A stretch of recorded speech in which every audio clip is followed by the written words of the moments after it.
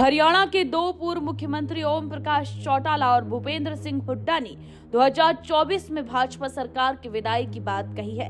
भूपेंद्र हुड्डा कहते हैं कि 2024 में हरियाणा में कांग्रेस की सरकार आएगी। भारत जोड़ो यात्रा से माहौल भी बन चुका है। वहीं ओम प्रकाश चौटाला के तेवर कांग्रेस को लेकर नरम पड़ गए हैं। चौटाला का कहना है कि 2024 में कांग्रेस के साथ सत्ता की भागीदारी से उन्हें कोई गुजर नहीं है और 30 जनवरी को भारत जोड़ो यात्रा के कश्मीर में होने वाली समापन कार्यक्रम में भी उनकी पार्टी शामिल होगी। चौटाला ने कहा कि 2024 में कांग्रेस पार्टी को सरकार बनाने के लिए उनकी आवश्यकता पड़ी तो वो साथ दे सकते हैं। उन्होंने कहा कि सरकार किसी की भी बने लेकिन बीजेपी सरकार सत्ता में नहीं आएगी। नहीं, मैं तो नहीं जा पाऊंगा। कोई आपकी पार्टी का नुमाइंदा? अगर सभी को बुलाया तो जरूर जाएंगे कोई ना कोई। हरियाणा की जो परिस्थितियां आज हैं उसके मुताबिक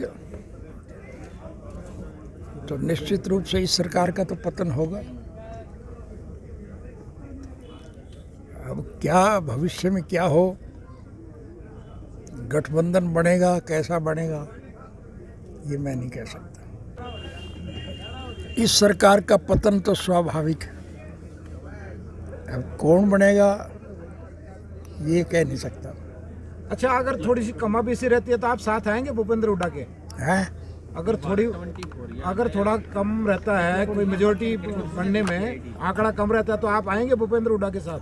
हमारा किसी से कोई द्वेष नहीं है, हम मौजूदा शासन के खिलाफ हैं। क्या शक्ल सूरत आगे बढ़ेगी ये भविष्य के गर्भ में। अच्छा, वहीं पूर्व मुख्यमंत्री भूपेंद्र सिंह हुड्डा ने मुख्यमंत्री मनोहर लाल द्वारा राहुल गांधी की भारत जोड़ो यात्रा पर की गई टिप्पणी को बौखलाहट की भाषा में बताया।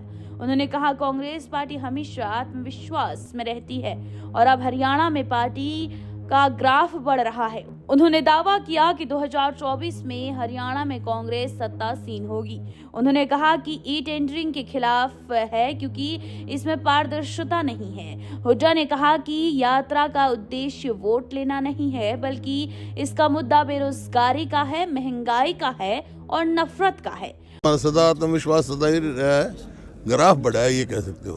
कॉन्फिडेंस तो सदा हम कॉन्फिडेंट ही रहे, लोगों में विश्वास है हमारा, जो लोग फैसला करते हैं वो मान्य होता है कि ऐसा है। मैं व्यक्तिगत बात नहीं करता, लेकिन जो भी इस बात करते हैं ये एक किस्म से बौखलाहट की भाषा है। ये भी सब देश जो है, जैसा कहा गया है, जो मकसद है यात्रा का कोई वोट लेने का नहीं है, मकसद है देश को एक और मजबूत बनाने का, सब भाईचारा फैलाने का और महंगाई और बेरोजगारी के खिलाफ एक होना चाहिए।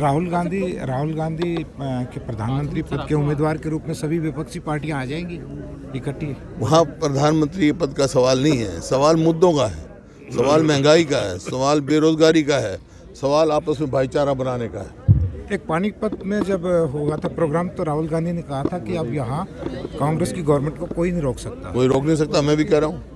भूपेंद्र हुड्डा और ओम प्रकाश चौटाला के साथ एक ही कार्यक्रम में मौजूद पूर्व केंद्रीय मंत्री वीरेंद्र सिंह ने भाजपा की लाइन से हटकर बात करनी शुरू कर दी है। वीरेंद्र सिंह ने राहुल गांधी की भारत जोड़ो यात्रा को कांग्रेस के लिए संजीवनी बताया। हालांकि उन्होंने कहा कि कांग्रेस पार्टी आज भी अकेले अपने दम पर बीजेपी का मुकाबला करने में समर्थ नहीं है।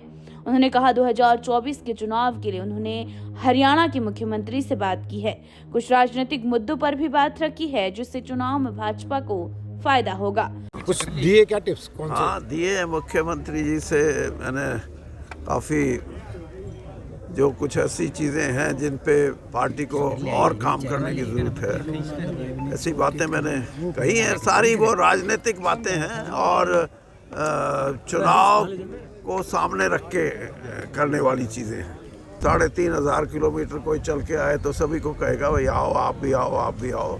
लेकिन दूसरी जो चीज़ है वो ये है कि कांग्रेस को आज भी ये लगता है कि हम अकेले चुनाव में बीजेपी का मुकाबला नहीं कर सकते और इसलिए एक प्रयास शायद उन्होंने किया है कि इस यात्रा के अंतिम चरण में अगर पार्टियां आती हैं तो शायद कोई जो जो एक विपक्ष को मिलके लड़ने की बात है वो कहीं ना कहीं उनके सामने होगी। पूर्व मुख्यमंत्री ओम प्रकाश चौटाला, पूर्व मुख्यमंत्री भूपेंद्र हुड्डा और पूर्व केंद्रीय मंत्री और भाजपा नेता वीरेंद्र सिंह एक साथ रोहतक में एक जगह पर थे। तीनों नेता कांग्रेस पार्टी के पूर्व मंत्री सुभाष बत्रा के पिता प्रकाश चंद्र बत्रा की 104वीं जयंती पर आयोजित कार्यक्रम में श्रद्धांजलि व्यक्त करने रोहतक पहुंचे थे। तो हरियाणा के हर खबर से करवाएंगे आपको रूबरू। आप जुड़े रहे हमारे साथ। अगर आप ये खबर फेसबुक पर देख रहे हैं तो पेज को लाइक और फॉलो करें। अगर आप यूट्यूब पर देख रहे हैं तो लाइक, शेयर और सब्सक्राइब करें। Praveen the journalist.